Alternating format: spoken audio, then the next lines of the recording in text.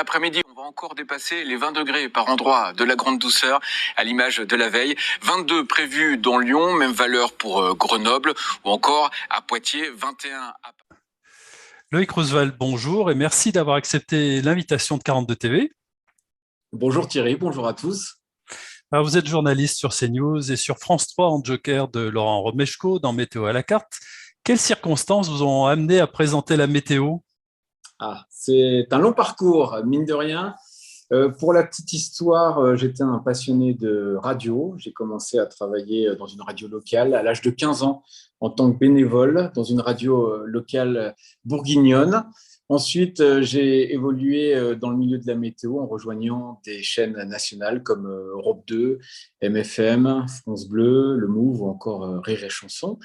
Et je me suis retrouvé à l'âge de 30 ans où finalement j'avais l'impression déjà, entre guillemets, d'avoir fait un peu le tour de la radio, puisque j'avais travaillé aussi bien sur des radios musicales que généralistes, et je me suis dit, je vais tenter autre chose. Et pourquoi pas la télé, puisque de nombreuses personnes me disaient, tu devrais faire de la télé, tu devrais faire de la télé. Alors qu'au départ, j'aimais bien. Tu n'as pas un physique de radio, tu peux faire de la télé. C'est gentil. Non, mais c'est surtout que j'aimais bien être reconnu, connu par la voix, mais pas spécialement qu'on me reconnaisse dans la rue. Et je me suis dit, allez, on va tenter l'expérience quand même. Mais je me suis dit, on va commencer comme j'ai commencé la radio, c'est-à-dire on va débuter petit, parce que c'est un métier qui est complètement différent finalement de la radio. Il y a l'image en plus, les gestes par exemple. Et je me suis dit, on va commencer sur une petite chaîne du câble. Et comme j'avais un ami qui travaillait à la chaîne météo, j'ai rejoint la chaîne météo. Et c'est à partir de là que je me suis intéressé à la météo, puisque je me suis formé auprès de Météo Consult. J'ai présenté le journal du soir et l'édition de la nuit pendant 2 ans sur cette chaîne. Et là, j'ai pris goût à la météo. Je déjeunais avec Evelyne Delia il y a quelques minutes, la présentatrice de TF1, naturellement. Tout le monde la connaît. Justement, je disais, l'avantage de la météo, c'est qu'une fois qu'on y a goûté, on a du mal à en sortir parce qu'on y prend goût. Et c'est ce qui s'est passé il y a une dizaine d'années. Ensuite, après la chaîne météo, Chloé Nabédian, présentatrice sur France Bleu, m'a contacté pour rejoindre le service météo d'ITélé. ITélé est devenu CNews au fil des mois. Et depuis peu, je remplace donc Laurent Romeshko, effectivement, sur France 3 pour l'émission Météo à la carte de temps à autre. Voilà le parcours et voilà comment je suis arrivé à la météo. Donc, ce n'était pas une vocation a priori, Non. mais c'est un acheminement finalement de fil en aiguille et d'opportunité en opportunité qui vous a permis d'arriver ici. Alors, ça m'a toujours intéressé quand même de loin, la météo, mais c'est vrai que je ne suis pas un passionné pur et dur de météo, comme certains, et je ne suis pas prévisionniste. Voilà, je suis journaliste, présentateur météo, mais c'est vrai qu'au départ, je n'étais pas du tout dans ce domaine, mais je m'y suis intéressé, j'ai beaucoup travaillé, et aujourd'hui, je prends énormément de plaisir à présenter la météo, et j'espère que ça se voit ou que ça s'entend. Oui, tout à fait. Entrons dans la cuisine un petit peu de la télé. Comment sont construites, parce qu'on s'interroge toujours du côté des téléspectateurs, comment sont construites les cartes de météo sur CNews, par exemple? Quelle est l'équipe? Alors, sur CNews, Est-ce que vous êtes nombreux à la météo? On se pose toujours la question parce qu'on voit une seule personne, mais j'imagine que derrière, il y a quand même des graphistes, enfin, je sais pas, des… c'est ça. Je vois ce que vous voulez dire. C'est vrai que le bulletin météo, on voit une personne, on voit des cartes, on se dit, entre guillemets, c'est simple, c'est très simplifié. Mais derrière, il y a énormément de monde. Figurez-vous, notamment à CNews, on est une chaîne d'infos, bien sûr. On n'est pas une grande chaîne nationale, mais on a quand même pas mal de personnes qui travaillent uniquement pour la météo, notamment lorsque l'on tourne les bulletins. Nous avons au moins 3 personnes en régie. On travaille également avec des prévisionnistes de Météo France. Donc, chaque jour, on échange par téléphone, notamment lorsqu'il y a des événements météo ou des vigilances émises par Météo France avec un risque pour des personnes. Donc là, on échange énormément. Ça se passe par téléphone, en tout cas, pour ce qui est des prévisionnistes de Météo France. Et nous avons également une équipe d'infographistes les infographistes de la chaîne qui travaillent également sur les autres tranches et pour les autres domaines, mais également pour la météo. On parlait de la carte de vigilance, par exemple. Ça, c'est des infographistes qui conçoivent cette carte, mais aussi des illustrations pour expliquer les différents phénomènes météo. Et il faut savoir quand même qu'à CNews, on ne dessine pas chaque carte météo et on ne rentre pas chaque température.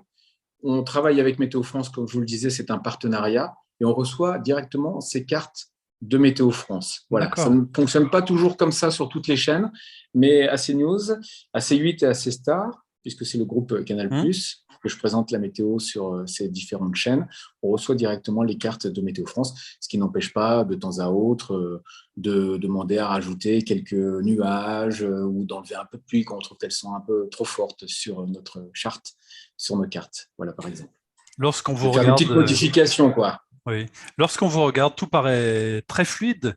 Vous avez un prompteur, vous passez combien de temps à préparer? Parce que c'est impressionnant de voir la facilité, enfin, quand on est du côté des téléspectateurs, voir la facilité avec laquelle vous annoncez ça sans hésiter.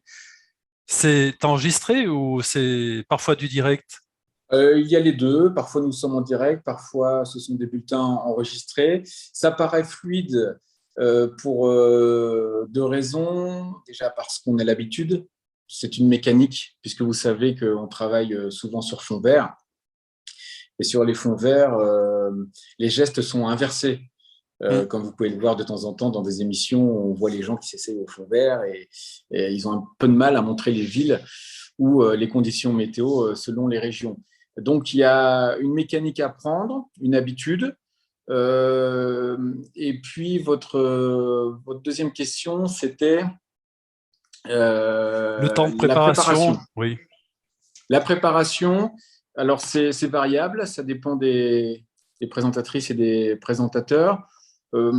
C'est difficile comme ça de dire des heures précises de préparation. Ce qui est sûr, c'est que la météo, ça évolue d'heure en heure. Donc, on suit plusieurs fois dans la journée pour essayer d'être le plus précis possible et le plus à jour possible. Donc, par exemple, allez, pour une journée type, par rapport au passage de mon premier bulletin, j'arrive 1h30 avant, pas plus. Mais par exemple, la veille au soir, je regarde les prévisions chez moi pour voir si ça a évolué. Et lorsqu'il y a des événements météo marqués ou des vigilances, là, on peut être amené, par exemple, à suivre l'évolution heure par heure, ce qui demande quand même un travail de préparation, mais aussi un travail tout au long de la journée. Et on est vraiment immergé dans la météo du matin au soir. Lorsqu'il y a des événements, quand la situation météo est plus calme, bien sûr, on a moins ce problème, c'est plus simple. Donc, c'est vrai que le temps de préparation dépend surtout des conditions météo. De l'état du temps, tout simplement. Est-ce que, alors là, vous travaillez sur fond vert sur CNews, et dans Météo à la carte, ce sont des écrans, carrément des écrans, des grands écrans télé. Est-ce que c'est plus difficile sur un plateau qui est quand même plus grand de présenter la météo? Et puis, j'imagine qu'à Météo à la carte, il doit y avoir toute une équipe plus conséquente, me semble-t-il. C'est bien ça, une équipe plus conséquente, effectivement. Il y a énormément de monde qui travaille sur cette émission. C'est un magazine, ce n'est pas qu'un bulletin météo en fin d'émission, c'est tout un magazine. Il y a énormément de personnes qui travaillent sur le plateau. Déjà, nous avons des caméramans, il y a énormément de monde en régie, il y a des personnes sur le terrain également qui enregistrent les reportages. L'avantage de cette émission, c'est qu'une grande partie de l'émission est consacrée au magazine et à la découverte de nos régions de France, du terroir. C'est pour ça d'ailleurs que j'adore présenter cette émission. C'est vrai que le côté magazine est très sympathique et on est encore plus proche des gens. Alors déjà, lorsque nous présentons la météo, il y a cette proximité avec les gens qu'on ne retrouve pas toujours dans tous les domaines, dans nos métiers. Mais alors en plus, avec un magazine comme ça, consacré aux régions de France, il y a vraiment une proximité très agréable avec les téléspectateurs. Il y a une reconnaissance et une communauté, Météo à la carte, il y a beaucoup de gens qui s'y intéressent. Absolument. Vrai. Et c'est vrai que l'émission existe depuis 12 ans maintenant, mais elle fait toujours autant d'audience et ça marche très fort à la mi-journée sur France 3. Et pour ce qui est de la difficulté par rapport à une chaîne d'info comme CNews, la différence, c'est que sur CNews, les bulletins météo ont une durée assez limitée. C'est court, c'est une chaîne d'info. Sur le météo à la carte, sur France 3, par exemple, le bulletin, à la fin de l'émission, il peut faire jusqu'à 10 minutes. On a une prévision à 10 jours. Effectivement, ça demande plus de préparation, plus de concentration. Et la différence par rapport à CNews, on travaille également avec Météo France, mais nous sommes obligés de refaire toutes les cartes manuellement pour avoir la charte pour La charte graphique. la charte graphique. Et c'était aussi une volonté de Laurent Omeshko de refaire ses cartes à la main pour mettre sa patte. Et je pense qu'il a raison, ça apporte un petit plus. Et ça nous aide également à la présentation de nos bulletins, puisqu'en redessinant ces cartes, quelque part, on les prépare aussi. Oui, évidemment. Vous avez consacré un quiz, là, un petit jeu à la météo avec Laurent Romeshko, un petit jeu qui se présente en boîte. C'est un jeu qui est destiné. Voilà, le grand quiz. Préservons la planète. Qui est destiné à qui? Alors, c'était une idée à la base. C'est vrai que depuis plusieurs années, j'avais envie de faire un jeu autour de la météo et du climat pour les enfants.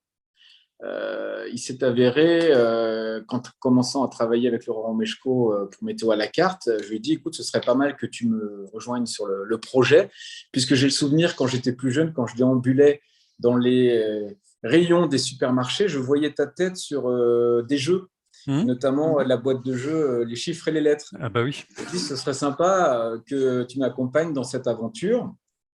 Et Laurent m'a dit, oui, c'est une bonne idée, d'autant plus que c'est le premier jeu sur la météo et le climat, et ça n'existait pas. Il y a eu beaucoup de livres, bien sûr, sur l'écologie, sur l'environnement, sur la météo, sur le climat, mais des jeux, pas tant que ça.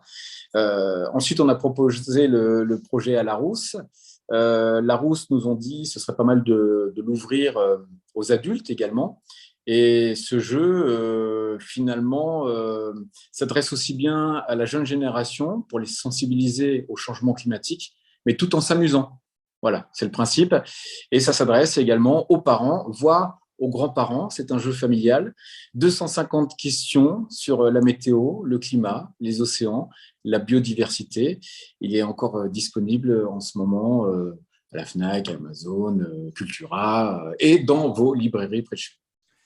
Eh bien oui, bien sûr. Quels sont vos projets professionnels? Est-ce que vous envisagez de faire d'autres apparitions sur d'autres chaînes, ou vous avez des projets peut-être de magazines ailleurs? Alors, de magazines, c'est bien que vous utilisiez ce terme. Ce qui me plaît vraiment, c'est le côté magazine à Météo à la carte sur France 3. Par-dessus tout, bien sûr, j'adore présenter la météo devant les cartes, les bulletins entre guillemets classiques, mais j'aime beaucoup le côté magazine. Donc prochainement, j'aimerais bien effectivement présenter un magazine sur une chaîne, peut-être une chaîne du groupe Canal+ ou France Télévisions. On verra selon les propositions. Mais comme je vous disais également en début d'interview, j'ai commencé par la radio, j'étais passionné de radio entre 15 ans et 30 ans à peu près. J'ai présenté sur différentes chaînes de radio et éventuellement ces prochaines années, pourquoi pas également retourner en radio pour présenter la météo. C'est quelque chose qui me tient à cœur. C'est vrai que j'ai mis un peu la radio de côté pour la simple bonne raison que je suis papa de 2 enfants. Et que ça commençait à être compliqué, radio plus télévision, je travaillais presque 7 jours sur 7, ça commençait à faire beaucoup. Maintenant qu'ils sont un peu plus grands, éventuellement, pourquoi pas reprendre la radio et pourquoi pas également faire d'autres jeux sur le thème de la météo, du climat. Puis 7 jours sur 7, on ne peut pas aller au-delà de toute façon. Non, mais j'étais plus jeune, j'avais la forme. Je comprends. Une petite question amusante pour terminer. Est-ce qu'il y a une chance qu'un jour Saint-Étienne, 13e ville de France, apparaisse sur une carte météo nationale? J'attendais cette question de votre part, Thierry. Oui, évidemment. Alors, pour la petite histoire, vous le savez sans doute, ce n'est pas du tout du ressort de Météo France de ne pas afficher Saint-Étienne sur les cartes, puisque Météo France propose la météo à Saint-Étienne, comme dans des milliers Ah de oui. villes en France. C'est plus pour une histoire d'esthétique, de charte, tout simplement parce que Saint-Étienne est situé entre Clermont-Ferrand et Lyon. Et c'est vrai que si on ajoute Saint-Étienne au milieu, ben, on risque de cacher Ça fait un Lyon peu désordre. ou Clermont-Ferrand. On Oui. risque Ou effectivement de cacher. Grenoble. Ça fait Ouais. beaucoup de villes l'une à côté de l'autre. Alors, ce qui n'empêche pas les présentatrices et les présentateurs de parler de temps en temps de Saint-Étienne, notamment lors d'événements météo, surtout quand il y a de la neige, hein, vous Mmh. devez le savoir. Et également des alentours. Sur CNews, par exemple, j'ai une webcam de Saint-Chamond. Donc, je parle de temps à autre de Saint-Chamond et de temps Oui. en temps, je cite Saint-Étienne pour essayer d'oublier personne. Malheureusement, effectivement, les chaînes de télévision ont fait des choix parmi toutes les villes proposées par Météo France pour des raisons esthétiques par rapport à la charte, par rapport à la carte, pour la diffusion pour les téléspectateurs. Et il y a des villes qui ont été choisies, il y a des villes qui n'ont pas été choisies. Et malheureusement, Saint-Étienne, La deuxième ville de Rhône-Alpes n'a pas été voilà. choisie. Mais je vous rassure, c'est juste pour des raisons esthétiques. Oui, Hein. oui, je sais, je sais. Écoutez, Voilà. Loïc, merci beaucoup de cette interview. Nous avons été ravis de vous accueillir ici. Et puis, nous vous suivons fidèlement, que ce soit sur CNews et bien sûr dans Météo à la carte. Merci, Loïc. Merci. Bon, Merci. Avec plaisir et bonne continuation à vous et le bonjour à Saint-Étienne et à toute la région. merci.